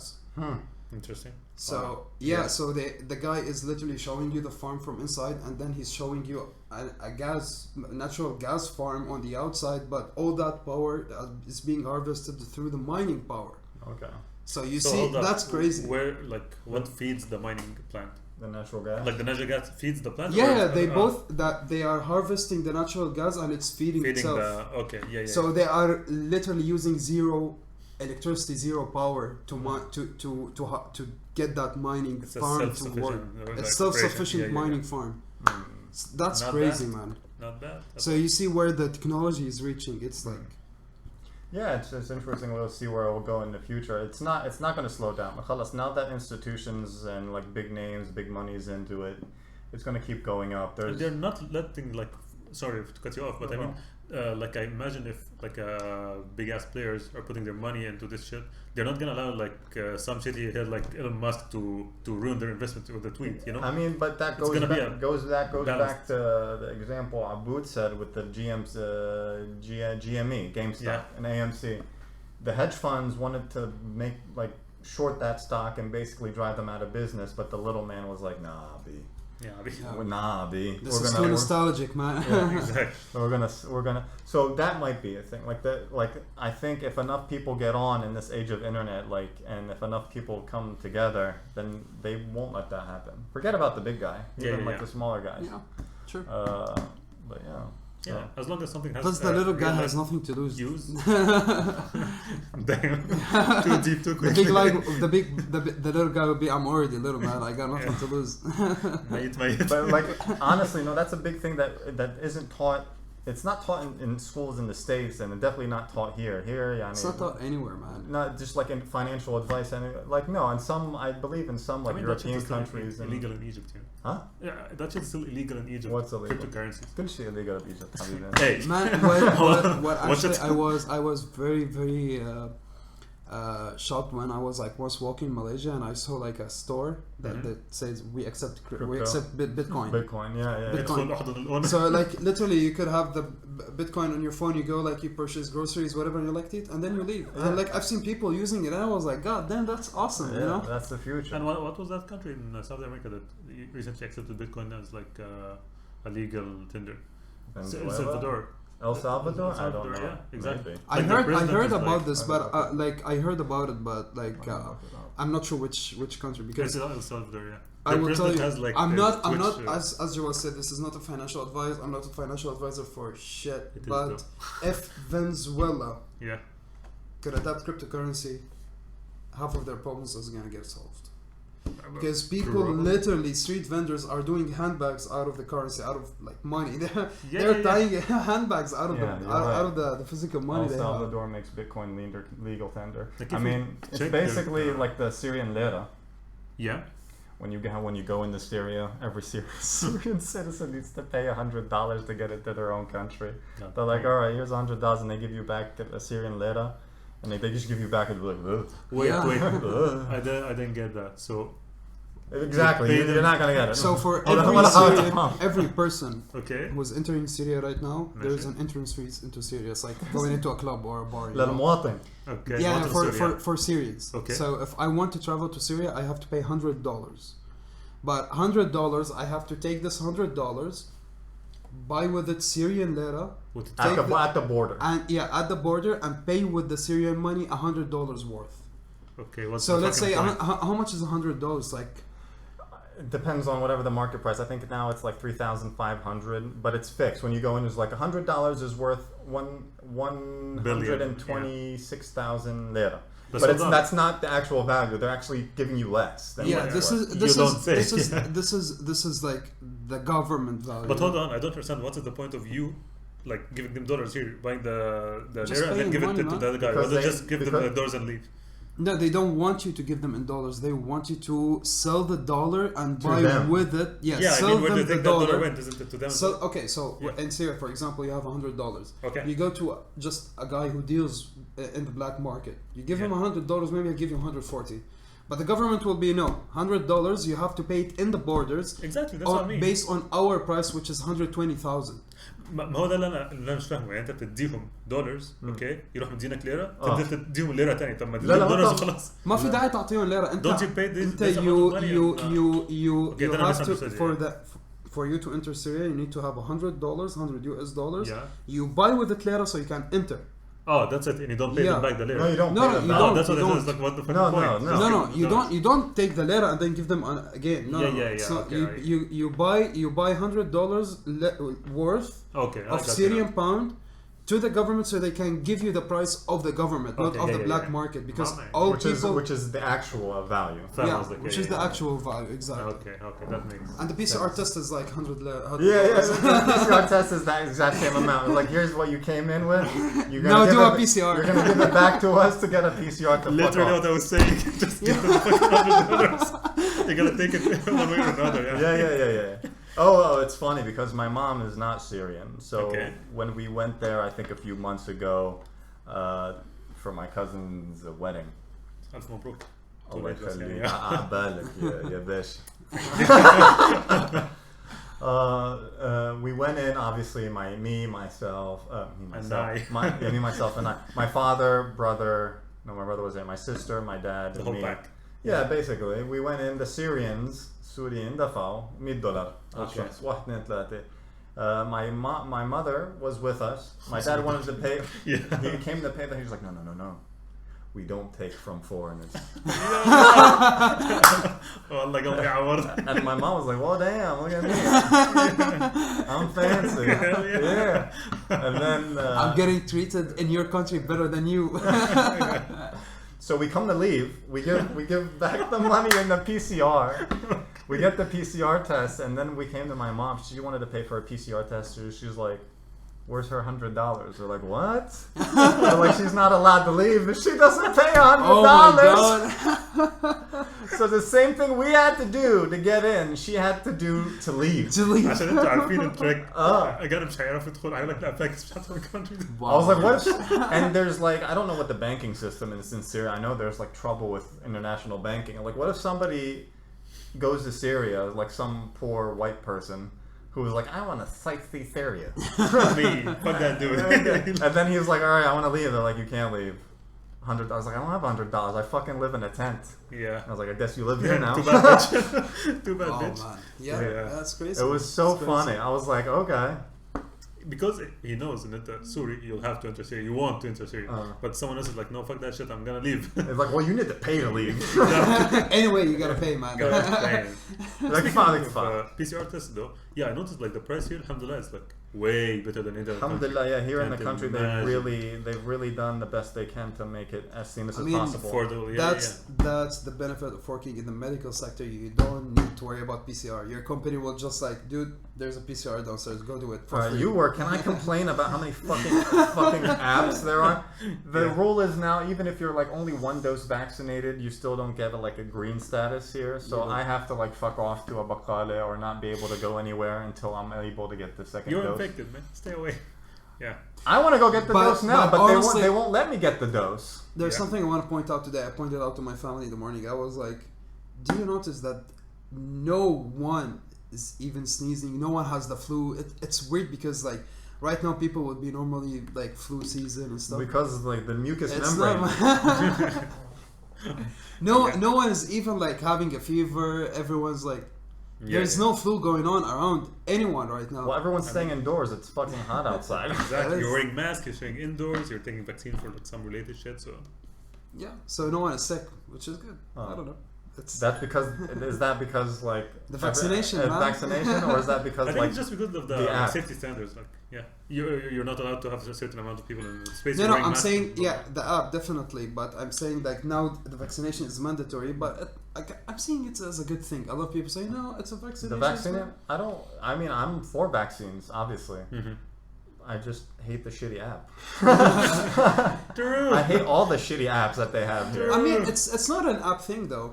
What do you mean? It's not an application thing. Though. No, it's the gatekeeping thing with the Yeah. green pass, and I think that's overkill. It is honestly, but I mean, they want to get everyone vaccinated before Expo, so. I think like I tell Americans this, that they're forcing them to get vaccinated, and then they put on their freedom caps. Yeah.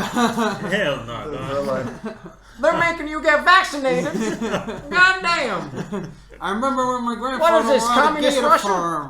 My gator farm. My gator farm. They're making people fucking get vaccinated. Go and tread on me. Goddamn. I'm joking. In America, like they عندهم phobia or like this, like Very sensitive towards this cultural, like it's ingrained in their culture that they don't like the government telling them what to do. I mean, they have a fucking point. So like to us, like we're يعني ما بتفرق معنا. Like we're used to like so when even me as an American, when I hear other Americans complain, I was like, well, the government got and I was like, dude, shut the fuck up. I was like, you work in a convenience store. بتفهم أكتر من scientist. Bro, and this same motherfucker go back home, take a double I don't know Mac burger or some shit, and like drink themselves to sleep and blah blah. يعني, bro. And then rage on Reddit about the government. Yeah, and they're like, no, this is my health, and like there's like 0.01% of me like getting I don't know, I can't taste food anymore. Like, I mean that's the dilemma. Like in the West in general, people will be like, oh, vaccination. This government is forcing its people to get vaccinated. It's against the freedom. So what freedom are you talking about? If you get COVID, you go to a mall and you fuck up other people. Everyone, is that the freedom you're talking about? See that they're very one-minded, and أنت يعني عم تتعدى على حرياتي. They don't really, they're not really thinking about other people. Yeah. Most of these fuckers aren't. Most yeah, like I mean, okay, there are people who are against vaccination. I mean, that's an opinion kind of thing. Yeah. I respect all opinions. I don't respect people. Fuck that shit. I mean, it's okay not to respect people who are against vaccines. I'm just saying everyone has the right. like me, I have the right to say fuck your opinion. Yeah, Everyone respect your has the freedom of right to speech, have their, but fuck their your opinion. Yes, Yeah. exactly. ما That's شاء الله. freedom of speech. طلعتوا أمريكان. That's freedom of speech. You Yeah, have yeah. your opinion. I have my opinion. I have the right to say fuck your But you can opinion. shove up. But you don't have the right to say fuck my opinion. Yeah, I do.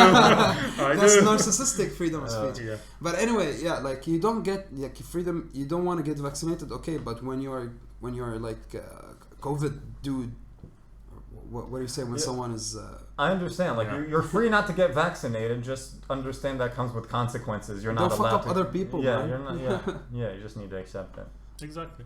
That's actually true. Yeah. Like imagine if you apply the same logic to paying taxes or whatever. Like I'm free not Man, to I pay wanna taxes. drink another one of Man, those. fuck you. You know. Well, another one of the mojitos we have. No, not mojitos. There's saffron, and then there's Spanish latte. This shit is addictive as fuck. I tried Spanish latte Yeah. before. I want to try something you haven't tried. In my This life. one, he says this is not a study. This is, by the way, not scripted. عن جد هو عم يسأل عطشان الزلمة. No, it's not really. Banana. He steeps his own saffron leaves.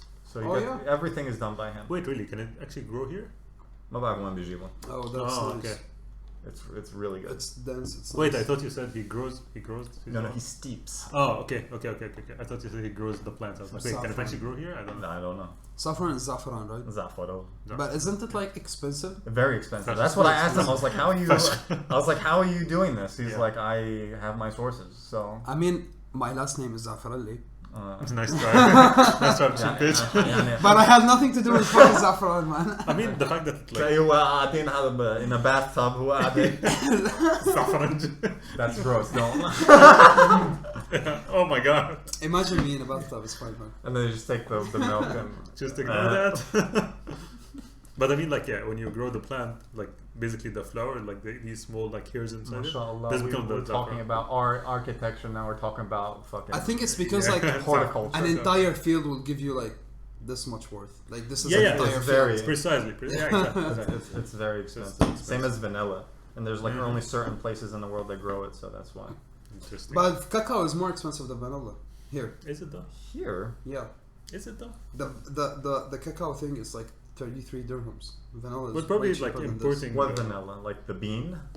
Oh no, you're talking about the I'm bean. talking about the bean. Oh no, I'm talking about they find the grocery, put it in cakes. لا الخضرة لا I went to Syria and I was like, guys, do you have vanilla? I want to make you guys chocolate chip cookies, and they pull out like cocaine. They're like, I was like, Or what like the just fuck? powdered sugar. I was like, what is this? It's vanilla. God damn. I was like, you have brown sugar? They're like, what? I was like, سكر أسمر. I was like, why? شو بيسموه عندكم أصلا؟ ما عندهم سكر أسمر. Really? They just have raw sugar, which is like the unprocessed, like Oh. which looks like It's a bit cane darker. sugar. It's not. Yeah. But that's not brown sugar is like sugar and molasses mixed together, so it's like thick. Yeah. Yeah. It's weird that you guys This don't. is making me hungry. Do you guys want to eat? It's like Actually, 10:40. I do. Oh, it's 10:40. I mean, we just finished eating some what shepherd's pie. some dope ass chicken pie. Some really awesome shepherd pie, by the This way. motherfucker can cook. He can. Yeah. And he's True. awesome at it. So And my hair is like, see, my hair is like, yeah, dude. from here is like this, and then Wait, what the fuck does this have to do with food though? No, I'm just saying, I'm just Just looking a at my random hair. We're just getting off track, man. It's just a random fact, okay? But Ziggy, we want to see you. It was Doing more really art. awesome having you here, I man. promise. Don't lie. God damn. كذاب كذاب بنطلون على النار. No, I will actually try another. Yeah, يعني it's will try I really Abud enjoys your art. I enjoy your art. 13,000 other people also enjoy your art. They're 9,000 now. They're leaving That's your because fault. Yeah, exactly. I haven't posted for like a couple of Just, years. man, I wish you could just like keep going at it, you know? I mean, Me if- more. I told him like what you need is a kick in the ass Yeah. and just quit your job. Again, I can't take responsibility for that decision. Don't quit your job and then like, dude, I need a visa or something. Joel told me. No, but You made me lose my medical insurance. no, but like if you would establish yourself at a point where you could, to a point where you could support yourself. From art, yeah. Yeah. Inshallah, like you said, you don't know if you're gonna still be here in the next couple of years or so, but we hope to see you here. I really want to see you like take off and be Hell the yeah, next man. big thing. I think we know another artist. I hope to have him on here soon. I'll mention his name, Brahim Suwaid. Oh my god, this yeah. guy is mashallah super talented. I honestly, I would only go to Comic-Con the second time. The first time I didn't know he was going to be there. Yeah. First time I went, I saw him there. I was like, dude, I had known this guy online through Abud like years really? back, and I kept in communication with him. I've never met the dude before then, but I've always loved his art. And when I first met, I was like, dude, it's awesome to finally meet you. And this guy, Yeah. so Man, when I met this guy, I was working in the book fair. I was impressed by his art that I didn't want to leave. Like, I was just standing. The process of I was like, live he drawing was is drawing, really good. and the only thing was behind him is me just. Dude, that's Breathing awesome, on his man. neck, you know? Yeah. even the other artist is Yeah, like, yeah. dude, that guy. Because I respect people who are like, he just gets a pencil, doesn't do like construction lines or whatever, he just draws. I love have that. his book here actually. Bring Pull it. it up. He did a collaboration with all the other artists. He gave me like a paper. Yeah. There's just like scribbled something on it, a character with a big axe and something. Yeah. And I was like, just take it. I was like, oh, it's awesome. I That's still have it awesome. on my wall. It's like since 2013, man. I still have it. Yeah. It's awesome. So he collaborated with other artists here in the Emirates, and Oh, it's basically just a bunch of sketches that he did. I love this kind of shit. And Ziggy, That's really cool. this could be you, fucker. This could be you. You could One have been in day. this book. Can I check it out? Yeah, sure. So inshallah, want to see you there, dude. Me too.